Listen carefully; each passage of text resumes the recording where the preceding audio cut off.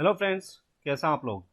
Friends, आज इस video में बात करेंगे पराग मिल्क फूड्स लिमिटेड के बारे में। देखिए, पराग मिल्स की बात करें तो पिछले कुछ दिनों में पराग मिल्स में गिरावट जरूर देखने को मिली है, लेकिन अभी भी बहुत सारे रिटेल इन्वेस्टर ऐसे हैं जिन्होंने इसमें इन्वेस्टमेंट करके रखी हुई है अपनी, या फिर ऐसे कुछ इन्वेस्टर्स हैं जो इसमें खरीदारी करना चाहते हैं। क्योंकि कंपनी का प्राइस अगर आप देखेंगे 77 रुपीज़ के आसपास आ चुका है, और आज की डेट में अगर बात करें तो आज की डेट में इसमें 9-10% तक का उछाल हमें देखने को मिला है। तो बात करेंगे कि पराग मिल्क फूड्स क्या एक लॉन्ग टर्म के लिए स्टॉक सही है, क्योंकि एक बहुत छोटी कंपनी है साइज में, लेकिन बहुत सारे रिटेल इन्वेस्टर ऐसे हैं जो इसमें खरीदारी करना चाहते हैं। तो चलिए उनकी कंफ्यूजन को दूर करते हैं, कंपनी की एनालिसिस करते हैं कि आखिर कंपनी में अभी क्या खरीदारी करना सही है, क्या लॉन्ग टर्म में ये कंपनी मल्टीबैगर रिटर्न्स निकाल कर दे सकती है या नहीं दे सकती है। तो चलिए वीडियो में आगे बढ़ते हैं। उससे पहले मैं आपको बता दूं, अगर आपने हमारे चैनल को अभी तक सब्सक्राइब नहीं किया है तो मार्केट पांडा को सब्सक्राइब जरूर कीजिए, क्योंकि ऐसी इन्फॉर्मेशन हम आपके लिए डेली बेसिस पर लेकर आते रहते हैं। साथ में वीडियो अगर अच्छी लगे तो इसको लाइक करना मत भूलिएगा। पराग मिल्क फूड्स की बात करें तो देखिए, पिछले एक साल की बात करते हैं। पिछले एक साल में पराग मिल्स में 43% तक की गिरावट हमें देखने को मिली है, और चार्ट के ऊपर आप देख रहे हैं कि ऊपरी लेवल से लगातार इसमें बिकवाली हमें होती दिखाई दे रही है। एक टाइम पर ये शेयर 160 के आसपास था, ये नवंबर 2021 में, और वहां से आप यहाँ पर देख रहे हैं कि लगातार गिरावट कंपनी के शेयर प्राइस में हमें यहाँ पर देखने को मिल जाती है। बात करें अगर 5 साल की, तो 5 साल के टाइम पीरियड पर हालत आपको यहाँ पर और भी ज्यादा खराब दिखाई देगी, क्योंकि 5 साल के लंबे टाइम पीरियड में इसने 64% के नेगेटिव रिटर्न्स दिए हैं। 5 साल का अगर आप हाई देखेंगे कंपनी का, लगभग 350 रुपए के प्राइस थे इसके मई 2018 में, और 350 रुपए का प्राइस अब आपको 77 के आसपास देखने को मिल जाता है। तो लॉन्ग टर्म में अगर देखें, देखिए 5 साल के टाइम पीरियड पर भी अगर किसी शेयर में 64% तक की गिरावट देखने को मिली है, तो फिर हमें कंपनी की फंडामेंटल एनालिसिस करनी चाहिए, देखना चाहिए कि आखिर क्या चीजें ऐसी चल रही हैं इसमें जिसके चलते इतनी बड़ी गिरावट कंपनी के शेयर प्राइस में हमें देखने को मिली है। तो सबसे पहले कंपनी के रेवेन्यू प्रॉफिट को एक बार चेक कर लेते हैं। कंपनी का अगर देखिए रेवेन्यू चेक करेंगे, 2017 में 1730 करोड़ रुपए का रेवेन्यू था, और अगले 3-4 साल तक लगातार कंपनी का रेवेन्यू हमें बढ़ता हुआ दिखाई दिया। 2018, 19, 20, 2020 में रेवेन्यू बढ़कर 2437 करोड़ रुपए पर आ गया, लेकिन 2021 में दोबारा से वही कहानी स्टार्ट हो गई जो इसमें पिछले 7-8 साल पहले देखने को मिली थी, कि कुछ साल तक रेवेन्यू बढ़ा था, उसके बाद गिरावट शुरू हो गई थी। 2021 में देखिए रेवेन्यू घटकर 1841 करोड़ रुपए पर आ चुका है। बात करें नेट प्रॉफिट की, तो नेट प्रॉफिट आप यहां पर देखिए 2018, 19, 20 इन 3 साल में काफी अच्छा प्रॉफिट कंपनी ने कमाया, 87 करोड़ का, 120 करोड़ का, 93 करोड़ का। लेकिन 2021 में जिस तरीके से रेवेन्यू में गिरावट देखने को मिली है, उसी तरीके से रेवेन्यू यहाँ पर प्रॉफिट भी गिरकर 20 करोड़ रुपए पर आ चुका है। डेट की बात करें, कंपनी पर डेट कितना है, तो डेट कंफर्टेबल है, बहुत ज्यादा कोई डेट कंपनी के ऊपर नहीं है। 0.38 की डेट इक्विटी रेशियो हमें 2021 में दिखाई देती है। तो ये तो हमने ईयरली बेसिस पर चेक कर लिए कंपनी के रेवेन्यू, कंपनी के प्रॉफिट। एक बार बात करते हैं क्वार्टरली बेसिस पर, कि क्वार्टरली बेसिस पर क्या कोई इंप्रूवमेंट देखने को मिल रहा है। तो क्वार्टरली बेसिस पर अगर हम देखेंगे तो यहाँ पर काफी अच्छा इंप्रूवमेंट हमें देखने को मिलेगा, क्योंकि देखिए दिसंबर 2020 में 473 करोड़ का रेवेन्यू कंपनी कमाती थी, और दिसंबर 2021 में 538 करोड़ रुपए का यहाँ पर रेवेन्यू पहुंच गया है।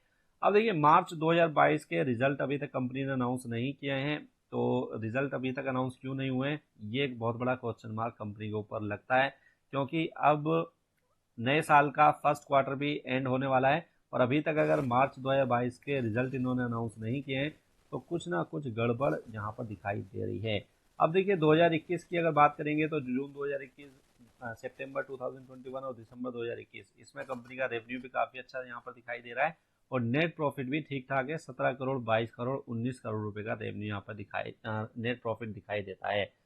शेयर होल्डिंग पैटर्न की बात करें, तो शेयर होल्डिंग पैटर्न में जैसे मैंने आपको वीडियो के स्टार्टिंग में बोला था कि इस कंपनी में बहुत सारे रिटेल इन्वेस्टर्स ने अपना पैसा लगा रखा है। यहाँ पर हम देखते हैं शेयर होल्डिंग पैटर्न में क्या सिचुएशन दिखाई दे रही है। प्रमोटर्स की होल्डिंग 40.75 के आसपास है। एफआईआईस की होल्डिंग की बात करें तो वो 4.47 पर आ चुकी है। जून 2021 में 5.76 के आसपास थी, जो गिरावट के चलते अब 4.5% के आसपास आ चुकी है। डीआईआईस की बात करें तो डीआईआईस की होल्डिंग इसमें 15% के आसपास आपको दिखाई देगी, और पब्लिक शेयर होल्डर्स अगर आप देखेंगे इसमें, तो पब्लिक शेयर होल्डर्स इसमें दबाकर माल उठा के बैठे हुए हैं 39.5%, यानी कि जो बड़े बड़े लॉस कंपनी में पिछले 5 साल में हमें देखने को मिल रहे हैं, 64% वैल्यू कंपनी खो चुकी है अपनी। सबसे ज्यादा नुकसान यहाँ पर किसको हो रहा है, रिटेल इन्वेस्टर्स को होता हुआ दिखाई दे रहा है। तो रिटेल इन्वेस्टर्स इन्वेस्टमेंट करते हैं थोड़े से इमोशनल होकर, वो ये सोचते हैं कि ये कंपनी मल्टीबैगर बन जाएगी, लेकिन आपको क्वार्टरली बेसिस पर कंपनी की फाइनेंशियल कंडीशन कैसी है, उसका हेल्थ कैसा चल रहा है, आपको जरूर चेक करना चाहिए। अब देखिए कंपनी का अगर प्रोडक्ट की बात करें तो कंपनी किस टाइप के प्रोडक्ट बनाती है, तो पराग मिल्क फूड, आपको पता है नाम से ही पता लग रहा है कि मिल्क से रिलेटेड कंपनी फूड्स बनाती है। और यहाँ पर अगर हम बात करेंगे इसके ब्रांड की, तो गोवर्धन ब्रांड है इनका, जिसके नाम से ये अपने अलग अलग प्रोडक्ट मार्केट में बेचते हैं। यहाँ पर आप देख सकते हैं दही ये बेचते हैं गोवर्धन नाम से, यहाँ पर चीज़ बेचते हैं, काउ मिल्क बेचते हैं, और अगर बात करेंगे तो कुछ और ये प्रोटीन मिल्क के प्रोडक्ट यहाँ पर सेल करते हुए दिखाई देते हैं। तो इस टाइप के प्रोडक्ट ये कंपनी सेल करती है। देखिए प्रोडक्ट तो ठीक हैं, बढ़िया प्रोडक्ट हैं, लेकिन कंपनी ने फिर भी उस तरीके की ग्रोथ नहीं दिखाई है जितने की मार्केट एक्सपेक्ट कर रही थी। और 5 साल पहले मार्केट जो इस कंपनी को वैल्यूएशन दे रही थी 350 रुपये के, वहां से काफी बड़ी गिरावट इसीलिए कंपनी के शेयर प्राइस में हमें यहाँ पर देखने को मिल चुकी है।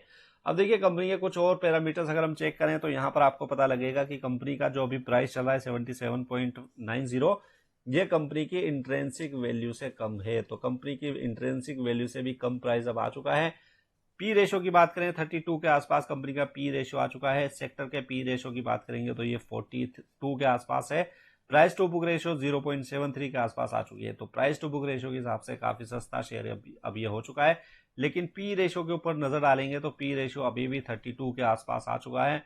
तो यहाँ पर देखिए पी रेशो के हिसाब से मुझे लग रहा है कि बहुत ज्यादा कोई सस्ता शेयर अभी भी हमें दिखाई नहीं दे रहा है, क्योंकि अगर सेक्टर का पी 42 के आसपास है और इस सेक्टर में कुछ ऐसी कंपनियां हैं जो काफी बढ़िया ग्रोथ कर रही हैं पिछले 5 साल से, उसके कंपैरिजन में ये कंपनी का पी रेशियो 32.50 है और कंपनी के जो ग्रोथ हमें देखने को मिली है उस हिसाब से देखने को नहीं मिली है। तो मैं आपसे बोल सकता हूं कि अभी आपको जल्दबाजी में इसमें खरीदारी नहीं करनी चाहिए, क्योंकि अगर आप एक और इसमें रिस्क फैक्टर देखेंगे तो देखिए कंपनी का अगर साइज देखिए आप 673 करोड़ 673 करोड़ रुपए की सिर्फ मार्केट कैपिटलाइजेशन है। एक बहुत ही छोटी साइज की कंपनी है, माइक्रो कैप कंपनी आप इसको बोल सकते हैं।